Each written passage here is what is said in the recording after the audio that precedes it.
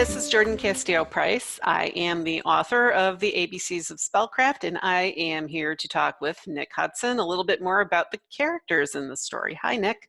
Hello, I am Nick Hudson. I am the narrator of the audiobook of ABCs of Spellcraft.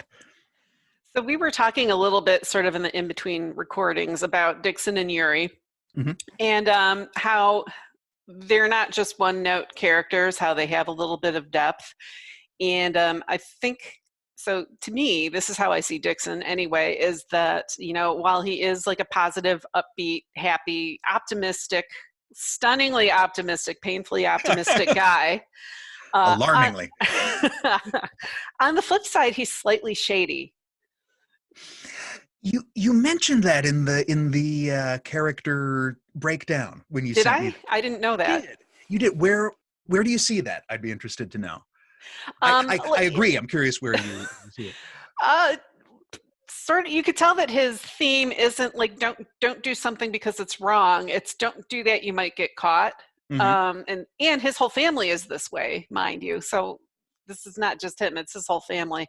But a lot of times, the way they go to solve problems is, oh no, don't get the police involved. We'll just break in; it's fine. And so they break into several places, I think, over the course of the series. What could go wrong? Yeah, exactly. What could go wrong? That makes me think of. Oh boy, I'm going to show my nerdiness here. Have you run across alignment matrices before? For no. like Dungeons and Dragons. So oh wait, yeah, of course, certainly. Yeah. So he is not a lawful good character. He is a good character, but he is not a lawful good character. Oh yeah, I think he's chaotic good for sure. Yeah, there's some chaos in there, which is fine. That is something that adds a little spice to it. Actually, and I've thought about this for Yuri too. I think he's true neutral is my guess for Yuri. Okay. So he's a dour and imposing and serious guy.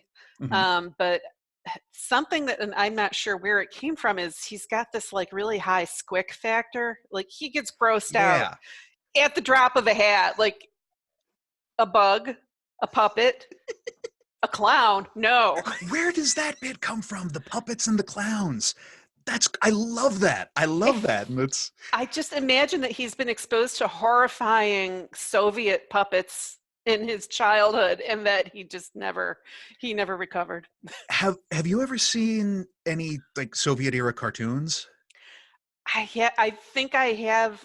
So I did animation in college, and I think I have seen some Soviet cartoons then. They're an experience. It's just a different world from what an American audience would be used to, and that, it may well come from that. That's interesting. There are those different levels to each of them, and in the initial breakdown that you sent me for the characters, you said not only is Dixon shady, and not only is the clan like a little bit not dangerously so, but chaotic good type shady, but spellcrafters in general have a little bit of. They have a little bit too much hustle. That was how you put it. Hustle. Yep. Which I don't know. On Dixon, I think it's charming. There could be a less charming version of it, but I think Dixon's approach to it is we said, oh, it'll be fine. We'll just break in. All right. So somebody who it's not so charming on is not in my mind, because I love him, but Uncle Fonzo is turning out to be sort of divisive among the fans, because I'm feeling like some of them are not wanting him to redeem himself, or I'm not sure what it would take. He may have been the toughest character for me, and I'm wondering, did you find that before the audiobook came out? Did you get that sort of reaction about his character, or not? Yes. Not as much. Yes. You did. Okay. And so I think it's that people are so with Dixon, and they are. This is my guess. I could be wrong, but because Dixon was so devastated by his quilling ceremony failing, and then Uncle Fonzo took off. Yeah, people are not forgiving him, and then I had Yuri sort of being, not keen on him either. So then you've got the other sympathetic character who is Yuri also being upset with him. So, but I seem to be able to remove myself, and I know why he did what he did, and I think he's a hoot. So I love Uncle Fonzo. He's got more hustle than any of them put together.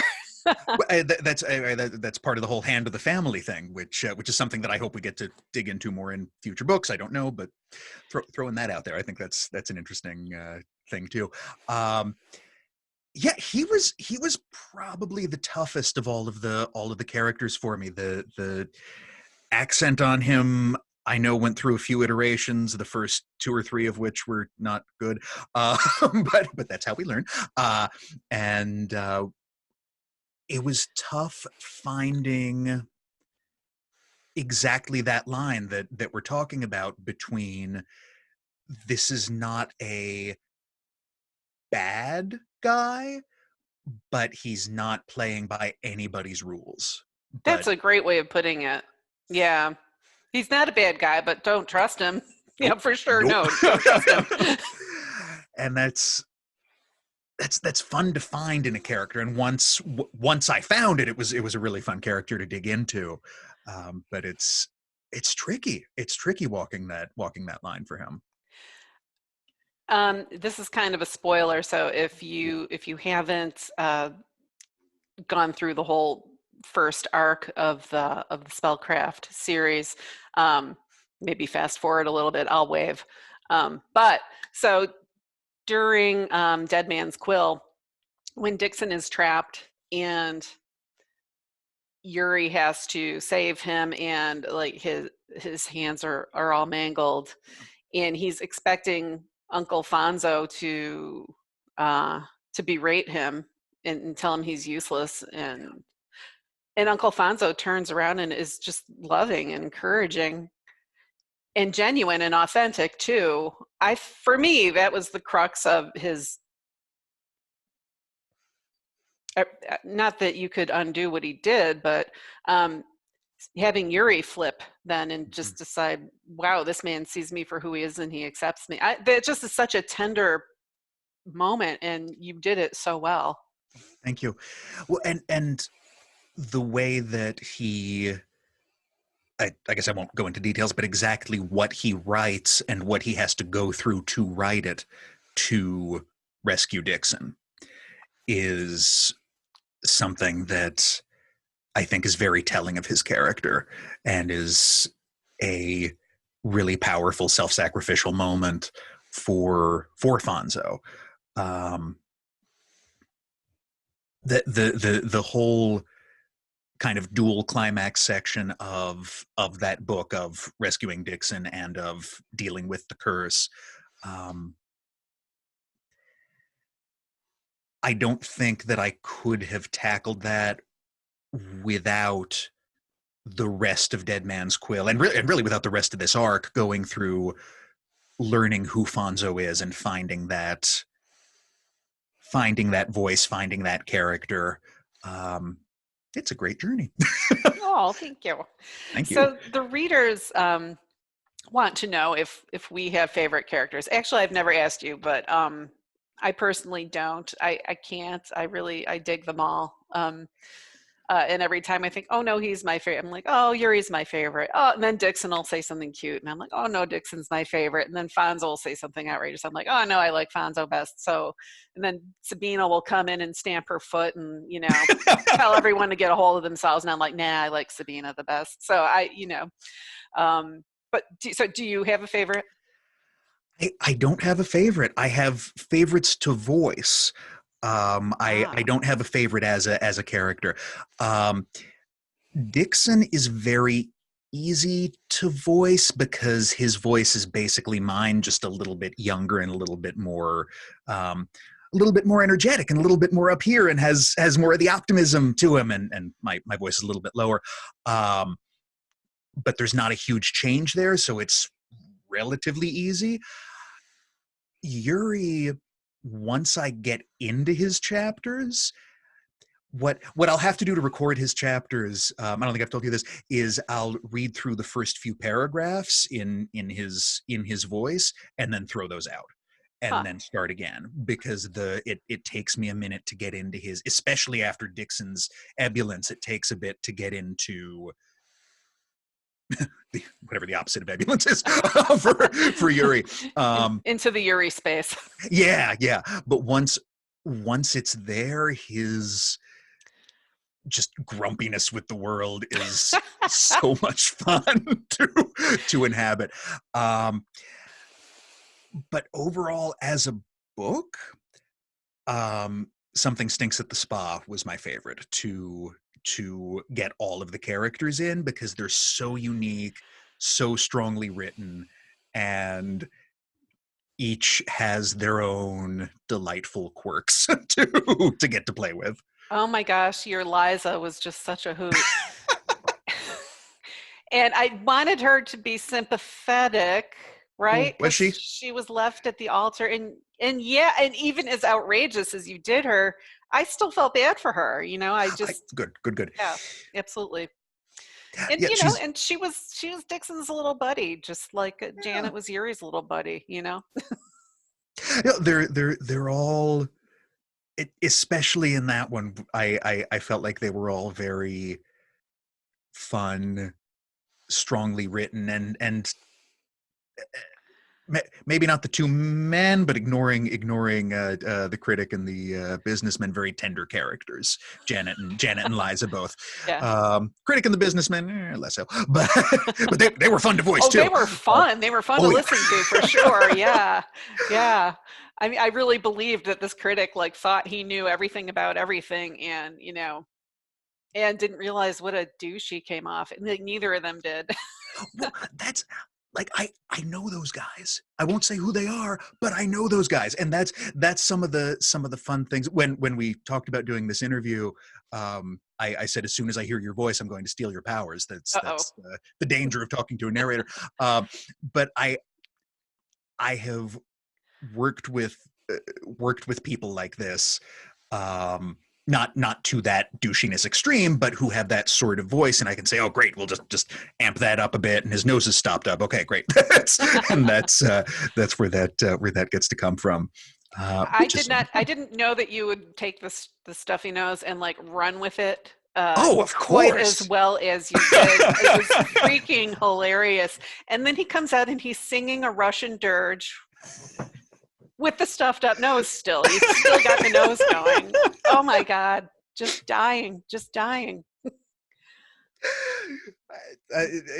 That's we were talking a bit earlier about having constraints be where creativity comes from, and having the constraint of, all right, this guy has to talk like this, and there's the nose stopped up the whole time, but he's got really bad allergies. Okay, so where do we go from there? And it blossoms from that place. So there are certain lines that make me laugh over and over, even though I freaking wrote them and I know they're coming. Whenever Yuri says self-satisfaction, I die. Just the words self-satisfaction, and I'm like, I have to pull over and sit with myself for a while before I can keep driving. It's funny you bring that one up. That particular line took, I think, 3 or 4 takes. Not because I was laughing, but because I just blew it every time. The first several of them were just, that wasn't right. That wasn't right. And I guess it sounds like I hit it eventually. But, heck yeah. That's good. I'm glad that came through. One of the readers, I think it was Claudia, mentioned that Yuri is really funny when he's not intending to be. Mm-hmm. So yeah, Yuri's deadpan is I don't even have a word for it. I just, every time I hear that, I'm tittering because I know it's coming. We were talking a bit off mic too about Wonder Woman. Wonder Woman, yeah. Which was I wasn't sure that was going to work, and that was something where I thought, okay, would a Russian know how to pronounce this specific character name? Probably not. Wonder Woman may not have made it to Russia. So let's try it. I'm not sure, but if it's awful, Jordan will tell me. And I guess it worked. But that's sometimes you take the crazy chances, and they end up really working well. So I didn't mention this to you, but I think that having this whole thing work is because you take the crazy chances. And Oh, good. so one of the I used the first few lines of Quill Me Now as audition material, Mhm. and Sabina, who is vehement about everything she says, is trying to convince Dixon that it's really a stupid idea to enter a Valentine's contest because there is no prize and they're just using him. And she's like, really, you think somebody's going to give you $1,000 for a line of schmaltzy poetry?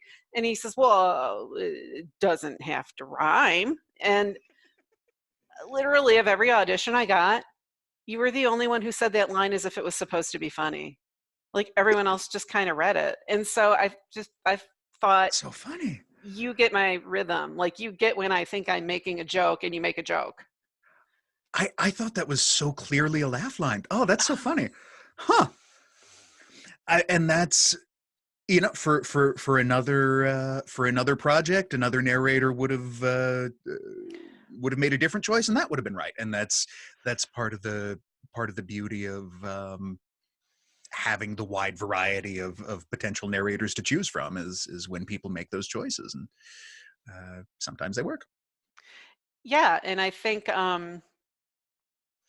like you said, there's a range. So, maybe some people would be looking for a more serious read. I'm not Mhm. sure for this project, but for their Well, project. Yeah,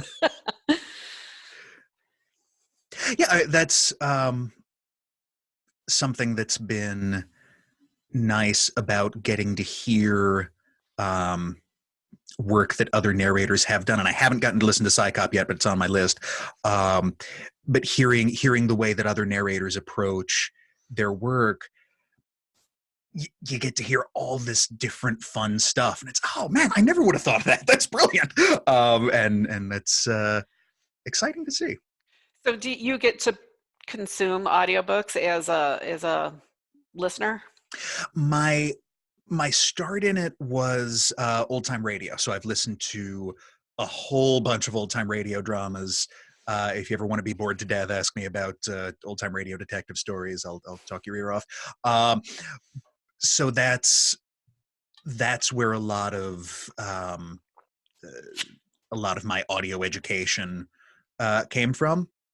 But I have now started getting to listen to other narrators. I'm not following any one person in particular yet, just sort of trying to pull from wherever I can.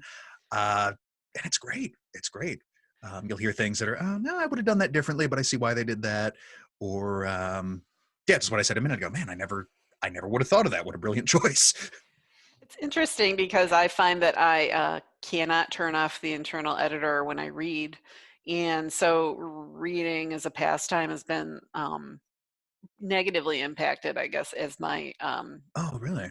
with me as a writer, just because I'm always uh, thinking, why didn't you end that sentence on a more impactful word? Or, oh, why did that Mm. seems really out of character? Or, it's hard. Yeah, I can't turn the editor off. So I don't read quite as much as I used to before I started writing full time.